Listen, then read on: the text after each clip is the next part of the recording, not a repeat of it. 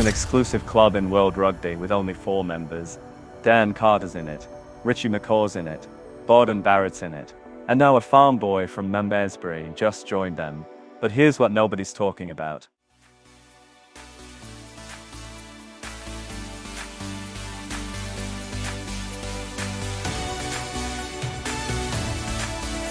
He did something none of them could do. I'm back with another one, and today we're breaking down how Pieter-Steph Du Toit became the first South African to win World Rugby Player of the Year twice, and why his journey to this achievement might be the most remarkable story in modern rugby. Let's start with the club itself. Since World Rugby established the Player of the Year award in 2001, only 4 men have won it twice. Think about that for a second. 2 decades of the world's greatest players competing at the highest level, and only 4 have managed to claim this trophy multiple times. Dan Carter won it in 2005 and 2012. 7 years between his awards. Richie McCaw claimed it in 2006, 2009 and 2010. The only 3-time winner in history. Beauden Barrett took it home in 2016 and 2017. Back-to-back victories that seemed impossible to replicate. And now Pieter-Steph Du Toit joins them with wins in 2019 and 2024. 5 years apart. But here's where the story gets deeper than just the numbers. Every other member of this club played in the backline or was a loose forward who played like a back. Carter was a fly half who revolutionized the position. McCaw was an open-side flanker, but his skill set extended far beyond traditional forward play. Barrett was another fly half who could do things that seemed to defy physics. Du Toit is different. He's a blindside flanker who plays the game the way forwards used to play it decades ago. Physical, relentless, uncompromising, and somehow in an era where the game rewards ball players and playmakers, this traditional enforcer has won the sport's highest individual honor twice. That shouldn't be possible in modern rugby. Yet here we are. Now let me take you back to where this started. Malmesbury is a small farming town in the Western Cape of South Africa. It's not Cape Town with its prestigious rugby schools and endless resources. It's not Pretoria with its tradition of producing Springbok legends. It's a quiet agricultural community where rugby is played on dusty fields, and kids learn the game because there's not much else to do. Pieter-Steph Du Toit grew up on a farm outside this town. His grandfather Piet was a Springbok prop in the 1960s. So rugby was in the bloodline, but nobody expected what was coming. As a youngster, Du Toit wasn't the most naturally gifted player. He wasn't the fastest.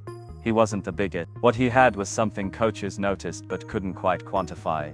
An engine that never stopped. A willingness to do the work nobody else wanted to do. A capacity for punishment that seemed almost superhuman. He played for Paul Roos Gymnasium in Stellenbosch, one of South Africa's top rugby schools, but even there he wasn't the standout star. He was the kid who made every tackle, who hit every ruck, and he made his Super Rugby debut at just 19 years old. Still, nobody was predicting greatness. He was a solid provincial player with a strong work ethic. That was the ceiling most people saw. Then something changed. Du Toit started developing his game in ways that contradicted everything modern rugby was teaching. While other forwards were learning to pass and run like backs, he doubled down on the traditional skills. Tackling, breakdown work, physicality. Let's talk about what makes Du Toit different from every other player in the modern game. Start with his tackle count. In major test matches, top forwards might make 10 to 15 tackles. That's considered a strong defensive performance. Du Toit regularly exceeds 20 tackles per game.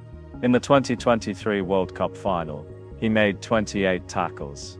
28 in 80 minutes of the most intense rugby anyone will ever play. To put that in perspective, that's a tackle every 2.8 minutes for the entire match.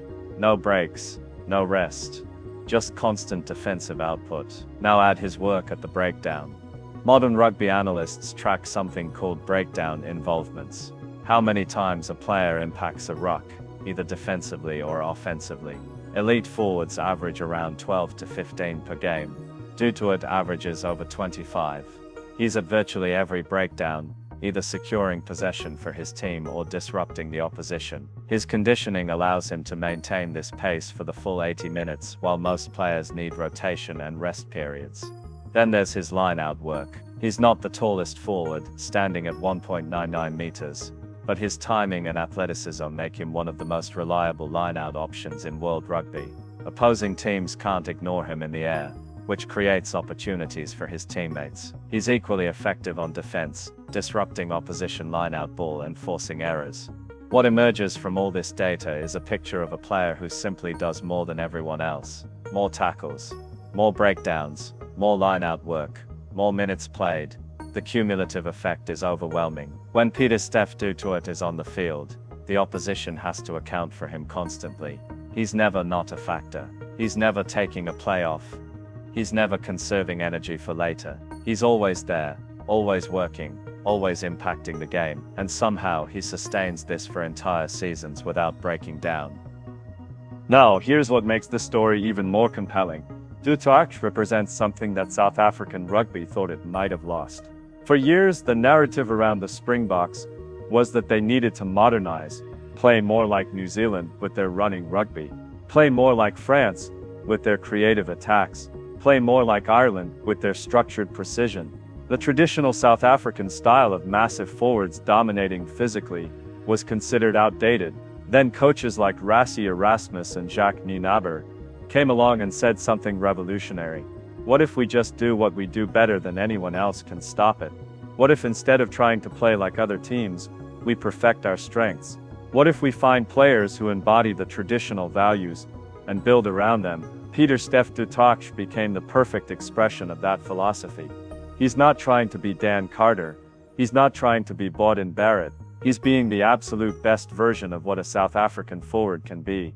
Maximum physicality, maximum work rate, maximum commitment. And by being that, by refusing to compromise or adapt to what modern rugby supposedly demands, he's achieved what only 3 other players in history have managed. He's won World Rugby Player of the Year twice. The player who wins the sport's highest honor is the one who masters the fundamentals. Tackling, rucking, line-out work. There's something beautifully defiant about that. The rugby world kept telling South Africa to change, and instead they found players who could do the traditional things at such a high level that nobody could stop them. Du Toit is the proof of concept. Other nations are taking notice. You see it in how teams now value their tight forwards, how coaches talk about work rate and defensive effort, how selection panels reward consistency over moments of brilliance. The pendulum is swinging back toward valuing players who do the hard work, and Pieter-Steph Du Toit is leading that shift. But let's also acknowledge what this means for South African rugby specifically. Du Toit is the first South African to win this award twice. That's significant. South Africa has produced some of the greatest players rugby has ever seen. Francois Pienaar, Joost van der Westhuizen, Brian Habana, Schalk Burger, Victor Matfield. None of them won World Rugby Player of the Year twice. Du Toit has now achieved something no Springbok before him managed. He's in the conversation with the all-time greats, not just of South African rugby but of world rugby. His name sits alongside Carter, McCaw and Barrett. That's the company he keeps now. And he got there by being unapologetically South African in his approach. Here's what happens next. Du Toit is 32 years old. By traditional rugby timelines, he's in the twilight of his career. But nothing about his story has followed traditional timelines. He's playing for Toyota Verblitz in Japan, which typically means a player is winding down and prioritizing finances over competition. Except Du Toit is still performing at the highest level internationally. He's still starting for the Springboks. He's still making 20+ tackles per game. His body is still holding up to demands that would break most players half his age. The 2027 World Cup in Australia is on the horizon. Du Toit will be 35 by then. Conventional wisdom says that's too old for a flanker playing his style of rugby. But conventional wisdom said a traditional blindside flanker couldn't win World Rugby Player of the Year in the modern era. Conventional wisdom said you couldn't win the award 5 years apart while dealing with significant injuries. Conventional wisdom said South African forward play was outdated. Du Toit has spent his entire career proving conventional wisdom wrong. So maybe he plays and maybe he helps the Springboks pursue a 3rd consecutive World Cup. Maybe he rewrites more records and defies more expectations. Or maybe he retires soon, secure in the knowledge that he's accomplished something truly historic. Either way, his legacy is secure. He's the farm boy from Malmesbury who joined the most exclusive club in world rugby. He's the first South African to win Player of the Year twice. He's the player who proved that in an era of specialists and hybrid athletes, The guy who simply works harder than everyone else can still reach the absolute pinnacle of the sport. And perhaps most importantly, he's the example for the next generation of South African forward. You don't need to be the fastest or the most skilled. You don't need to play like a back or chase social media attention. You need to be excellent at the fundamentals. You need to show up every single play. You need to value the team over individual glory. Do that consistently enough at a high enough level, and you might just join the most exclusive club in rugby. That's the lesson of Pieter-Steph Du Toit. That's why his story matters. And that's why, even though only 4 players have ever won World Rugby Player of the Year twice, his achievement might be the most impressive of all.